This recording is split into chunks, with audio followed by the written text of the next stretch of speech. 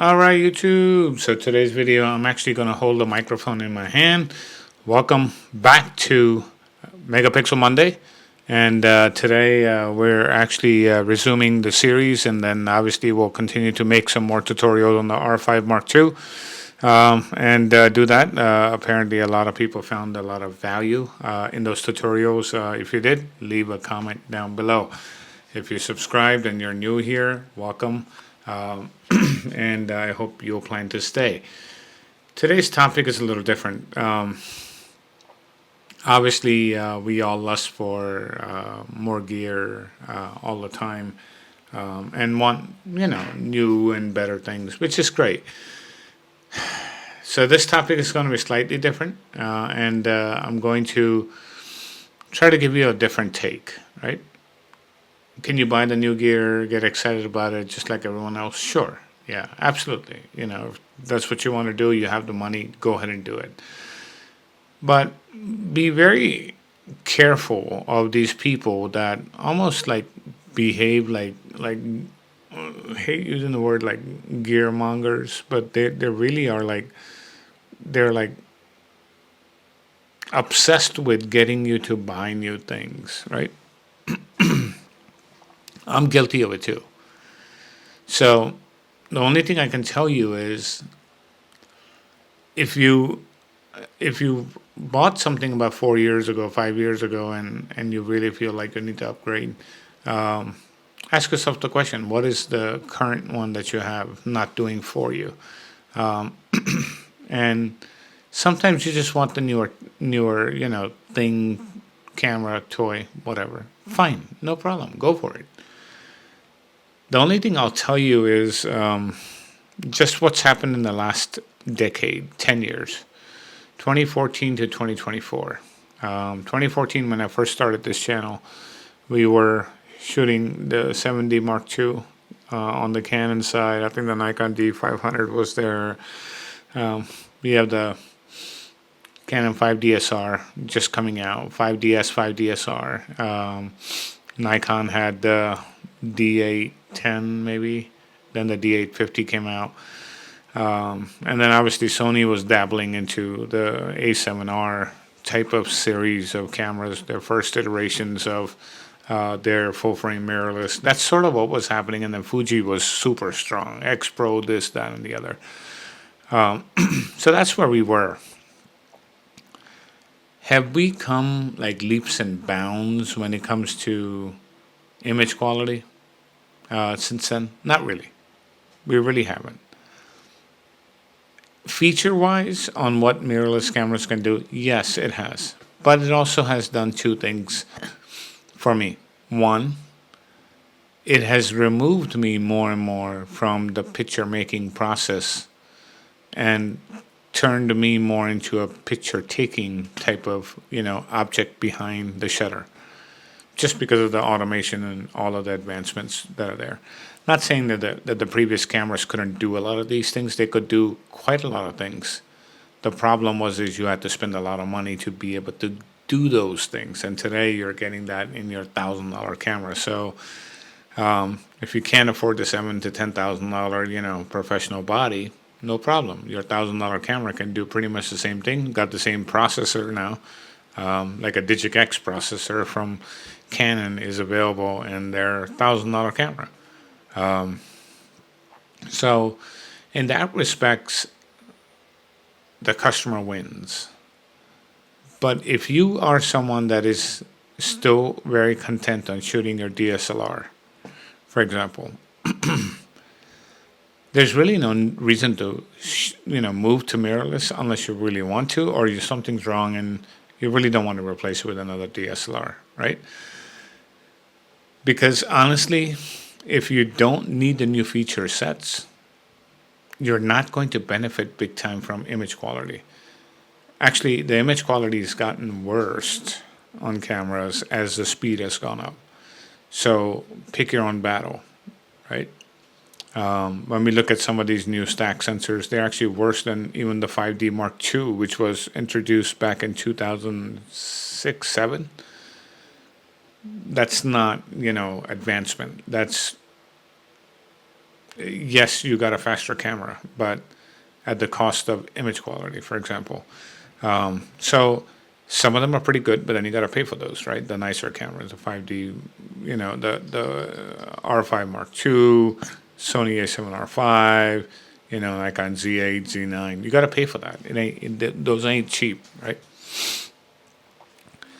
So this whole megapixel war is outstanding, but there's a major downfall to this, and that is when you buy high resolution sensors like this that are very, very, high in megapixel count, it's very,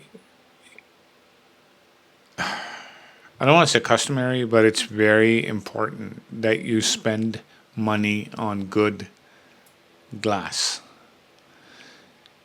Cheap lenses will get you by, but you will never be satisfied because of the imperfections in the optical quality of the lenses will show very fast just because of the amount of, resolution that you have in the sensor. So think about that when you're actually either upgrading or thinking about buying the new shiny toy. I'm going to give you a reference point. Let's say you're shooting the 5DS, 5DSR today, which is a 50 megapixel full frame camera. Yes, it can only shoot 5 frames per second. I get it. If you're shooting product photography, if you're shooting a wedding or whatever, you should be fine. It wasn't an issue. 5 frames were fine. You don't need 20. You don't need 30 at a wedding. Is the image quality good? Perfectly fine.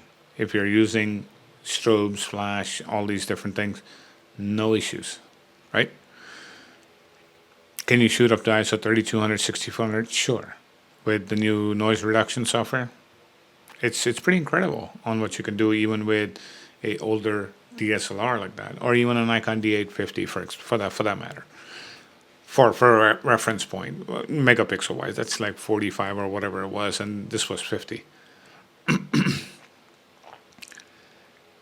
If you were to shoot a wedding, for example, I'm not talking about golf or sports or anything like that. I'm just talking a wedding on a 5DS, 5DSR versus shooting it on an R5, R5 II. Is the wedding going to be better on the R5, R5 II? Not really. Because the 5DS, 5DSR, they actually had the 1DX autofocus system in there. It was pretty damn good. It would nail it. Same autofocus system that was in the 7D Mark II as well. I'm using Canon as a reference point, and you can apply this to your Nikon cameras too, or Sony cameras, or whatever you have, right? So, if you think about that, depending on the genre of photography that you're in and what you're doing with the camera, do you really need to get a new camera today? Most likely the answer is going to be no. It's not. If you have to have the latest and greatest and you're shooting birds and wildlife and things like that and you're shooting it for money and you gotta have it, be careful how you go into the system. And what do I mean by this? Before you buy into a system, I would always go to something like a KEH, MPB, and check and see. I'm looking at buying this lens. Let's say I buy it, and I am, in the honeymoon phase for the next 3 to 6 months. And then I realize, damn, I shouldn't have bought this. It's too much for me. Not money-wise, it's just too much lens for me, for example, or too much camera for me. Try to see a current model that you have today. If you were to just give it to them, are you getting at least 80 to 85% of the value of that camera buying it brand new today? Back, right now, if you were to. Like if I buy an R5 Mark II and I go trade it in, and if all I'm getting is $2,500, probably not a smart thing to do. If you're unsure about the one you're buying. If you're totally sure you're going to keep it for 5, 10, 15 years, whatever, doesn't matter. But if you're someone that has to have the latest and greatest and your bread and butter is on this thing, especially if you're running a business. Because in business, we actually buy things and we obviously have sunk costs to actually get rid of it, right? So if you own a business, you understand exactly what I'm saying. And yes, resale value of the gear matters. It matters a lot on how it's positioned, especially lenses. I would highly recommend that you check that out before you make your decisions and buying into a so-called system. A system is what? A company that actually has everything, soup to nuts. Very few companies have that. Today, Sony makes their cameras, they make their lenses, and they make their own flash units. They actually have lighting of their own, and it's pretty damn good. Canon today, actually, let's just go to Nikon for a second. Nikon makes their cameras, they make their lenses, they have no more lighting, they don't make any more speed lights, so you have to go third party. So you could get, a mixed experience there because no longer like your SB900, for example, or 800, whatever those flash units were. They were outstanding, but they don't make them. So you could buy a used old one and use it. You could, but it's not like they make a brand new one for the Z9 to be able to use as compared to using like a Godox or something like that. Canon, on the other hand, makes their flash units. They make their lenses. They make their cameras. They make their printers. It's all. It's a one-stop shop all the way through. So when you're actually looking at getting into a system, especially if you're doing this professionally, think twice about what you're investing in because it's an investment at that point. This is not a hobbyist type of thing. It's an investment. So all I'm saying to you is, and you don't have to have the latest. You can buy one of the best DSLRs ever made by Nikon, Canon, Sony, whatever, and still produce incredible, incredible images. You do not need the latest mirrorless cameras. Honestly, up until the R5 II, I've hated the EVF. You guys already know that. That new EVF, I don't know what the heck they did, but it doesn't bother my eyes as much as the previous ones did. Like the R7, it's no comparison to the R5 II EVF. But when I use my DSLRs, guess what happens? No headaches, no issues, no strain on the eyes whatsoever. And these are my eyes. Yours could be different. So, and the image quality isn't like tenfold better. You guys have seen. If you haven't, head on over to 247 Media Group Photography on Instagram and check it out. I just posted some stuff from older DSLRs, and people are like stunned at how good it looks. So, I want to end there. Don't fall for all these gear monger type of people because all they want you to do is spend your money. I want you to spend your money on what makes sense. And if you already have really nice gear that's already working for you, don't worry about it. You're not really missing out on anything. Unless you want the latest and greatest in autofocus and this and that, then go spend it. Sure, no problem.